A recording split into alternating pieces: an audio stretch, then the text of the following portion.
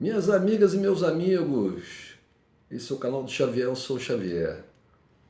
Hoje eu quero fazer uma pergunta para o povo português, as pessoas em Portugal que assistirem esse vídeo. A minha grande pergunta é a dúvida que eu tenho, né?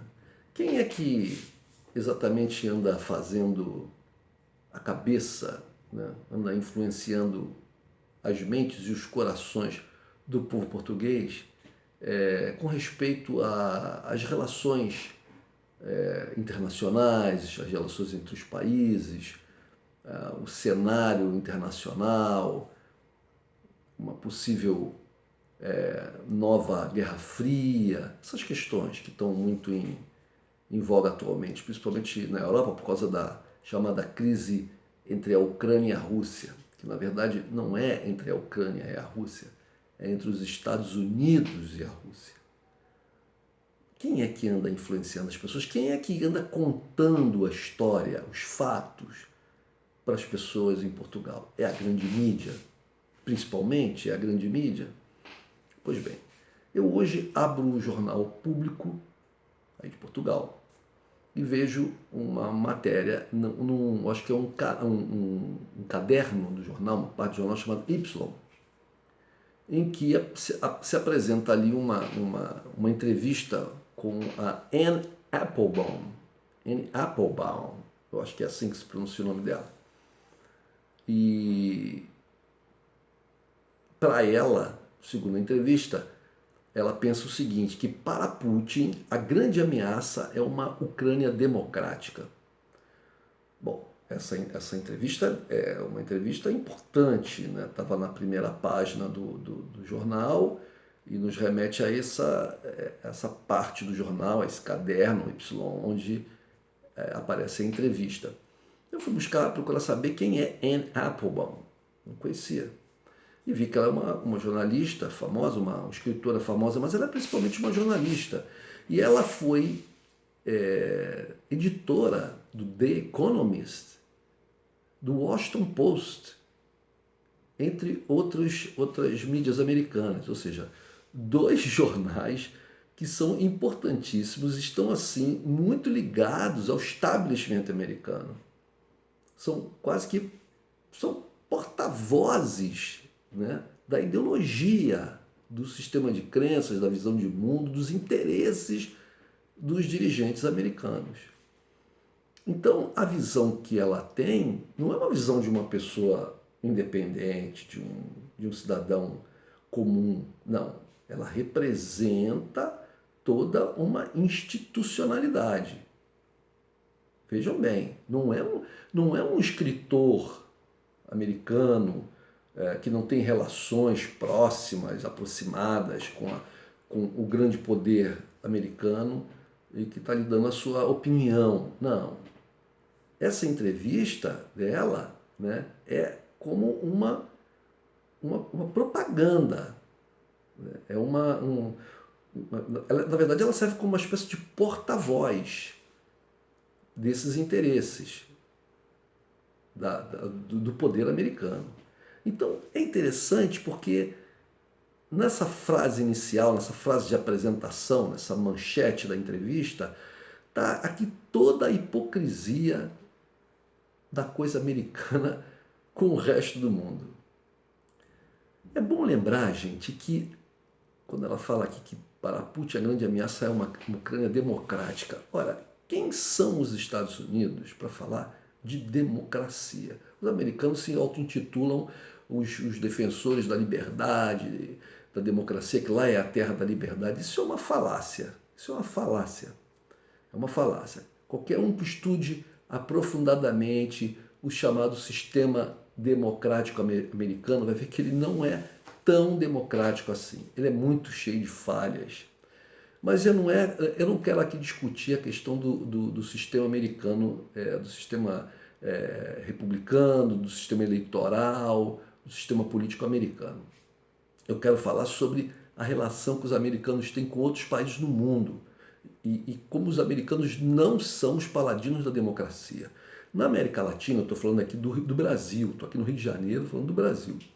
Na América Latina, os americanos foram responsáveis pelo apoio pela conspiração, pelo apoio a todos os golpes militares que aconteceram na América Latina. Eles financiaram, eles treinaram, eles armaram todas as ditaduras que aconteceram na América Latina. Quando os americanos ganharam a Segunda Guerra na Europa, junto com a Rússia, vale lembrar que quem chegou primeiro lá no bunker do Hitler, quem colocou a bandeira lá soviética lá sobre a sede do governo alemão foram os russos. Mas os americanos, sem dúvida nenhuma, tiveram um papel importantíssimo e saíram como os grandes vitoriosos, um dos grandes vitoriosos, né? Talvez até conseguiram se impor como o principal deles, né? A Europa Ocidental toda estava na mão dos americanos. Ora, os americanos, tão democráticos, né? Por que permitiram que continuasse em Portugal a ditadura de Salazar? Por que permitiram que essa ditadura durasse quase 30 anos além da Segunda Guerra, do final da Segunda Guerra? E só caiu porque o povo português derrubou. Os americanos não moveram uma palha para que isso acontecesse. Por que permitiram que a ditadura de Franco continuasse na Espanha? Por que permitiram isso? Os americanos não estão interessados no povo europeu, não estão interessados no bem-estar do povo europeu. Os americanos estão interessados nos seus interesses de domínio. Os russos não são bonzinhos, eu não estou aqui defendendo os russos, nem Putin, eu não acho que eles sejam melhores do que alguém, nada. Mas essa é uma coisa, para mim, isso é muito lógico. O que os russos querem é manter uma proteção do seu território contra uma organização militar que é a NATO, né, que tem como principal inimigo os russos, eles. A OTAN foi criada por causa do comunismo. O comunismo acabou. E a OTAN continuou. Qual a razão? Qual a razão?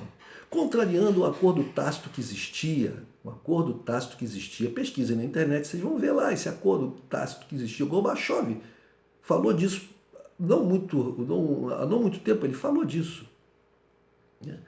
Esse acordo tácito entre o governo soviético de então, já cambaleante, mas que o Gorbachev estava no poder, e o governo americano, era de que a OTAN não avançaria sobre os países da antiga cortina de ferro que estavam saindo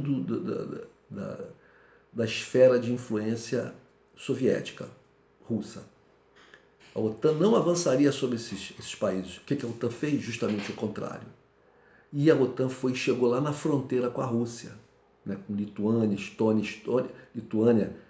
Letônia e Estônia, e agora quer fazer isso com a Ucrânia. A Rússia estava muito enfraquecida, mas agora a Rússia não está mais enfraquecida. E o Putin não quer isso. Mas ele tem razão. Ele está defendendo, vendo a defesa do seu próprio interesse, dos interesses da Rússia. Não existe ali naquela região, né, entre a Europa e a Rússia, uma fronteira natural, tipo uma grande cadeia de montanhas, uma coisa assim. Não existe. É uma planície grande que pega ali a Ucrânia, a Bielorrússia e tal. Ora, se nesses países se instala uma aliança militar, né, poderosa e que é contra eles, que está a algumas centenas de quilômetros da sua capital, isso é um risco muito grande. Lembrem-se que a Europa Ocidental 2 vezes invadiu a Rússia. Uma vez com Napoleão Bonaparte, no século XIX, e na outra vez com Hitler no século XX. A Rússia vai esperar que aconteça de novo no século XXI, de braços cruzados? Claro que não. Não é por uma questão de democracia. A Rússia não está preocupada se os regimes desses países são democráticos ou não. Ela está preocupada que eles não sejam inimigos em potenciais da Rússia, né? Principalmente que sirvam de bases militares para que uma potência que nem sequer europeia tenha lá os seus armamentos virados contra a Rússia. Os americanos, se acontecer uma guerra, eu já disse isso em vários outros vídeos, todo mundo sabe como começa uma guerra, ninguém sabe como ela termina. Se a guerra estoura na Ucrânia, ela pode se espalhar pela Europa. E a guerra, como eu acabei de dizer, vai ser na Europa. Os Estados Unidos vão estar a milhares de quilômetros de distância, né? Assim como a Segunda Guerra Mundial aconteceu na Europa, os russos perderam 20, 25 milhões de pessoas, né? A Europa Ocidental perdeu muitos milhões de pessoas. Os Estados Unidos perderam quantas pessoas?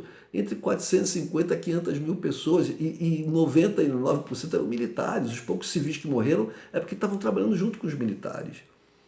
Porque a guerra não aconteceu em território americano.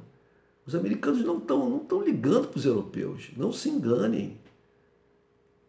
A Europa vai fazer uma guerra contra a Rússia por causa da Ucrânia? Qual é a distância entre Portugal e a Ucrânia? Existem vários países entre Portugal e a Ucrânia. Qual é a distância entre a Inglaterra e a Ucrânia? Você tem que atravessar um mar, o Canal da Mancha, pegar o continente, passar por vários países até chegar lá na Ucrânia. Qual é esse interesse? A Ucrânia é colada na Rússia. A Ucrânia tem ligações com a Rússia seculares, linguísticas, históricas, culturais, genéticas. Qual é a ligação que os ucranianos têm com os portugueses, com os franceses, com os holandeses, com os ingleses? Nenhuma. Aí a Europa toda, vamos lutar pela Ucrânia. Isso é uma baboseira.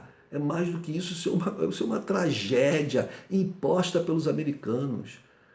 Acordem, europeus, pelo amor de Deus. Eu vi uma entrevista do André Ventura, esse fascistão aí, né, do Chega, ele dizendo que a CNN, que ele deu na semana passada, retrasada, nem me lembro, logo depois das eleições, ele falando que existem partidos em Portugal que pregam coisas absurdas, como a saída de Portugal da OTAN. Bom, eu não acho isso absurdo.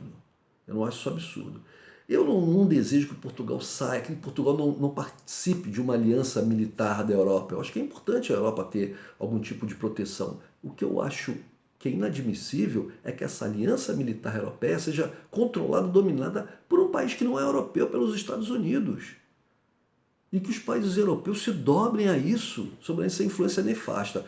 Ainda bem que parece que a Alemanha e França acordaram o próprio governo da Ucrânia, né? As declarações lá do presidente ucraniano foram que os americanos estavam exagerando. Por quê? Porque os americanos querem a guerra. A guerra prejudicaria a Europa e prejudicaria a Rússia, porque você se envolver numa guerra é você gastar recursos, né? Então eles querem isso, querem que a Rússia se envolva numa guerra. É longe deles, eles vão estar lá só de longe, dando palpite e colocando lenha na fogueira. Europeus acordem, portugueses acordem, não se deixe levar. A mídia de Portugal parece que está toda comprada, a grande mídia é toda alinhada a esses interesses. Você vê os colunistas, fora um ou outro ali, fora um Boaventura de Sousa Santos que aparece falando um outro, a maioria é toda defendendo essa linha de pensamento, né, que é subordinada à visão de mundo, aos interesses norte-americanos. Acordem, isso não pode acontecer. A Europa tinha muito mais a ganhar fazendo comércio com a Rússia. Veja, a Rússia é um país que tem cento e tantos milhões de habitantes, né? É um país frio, não tem uma agricultura assim em muitas áreas como de outros países mais quentes. Quantas coisas Portugal poderia vender para a Rússia além do comércio que já existe? Quantas coisas a Europa toda podia negociar, comprar e vender para a Rússia? Gente, negócios, economia, isso é que importa. E não guerra, não ideologia. É isso. Gente, um abraço.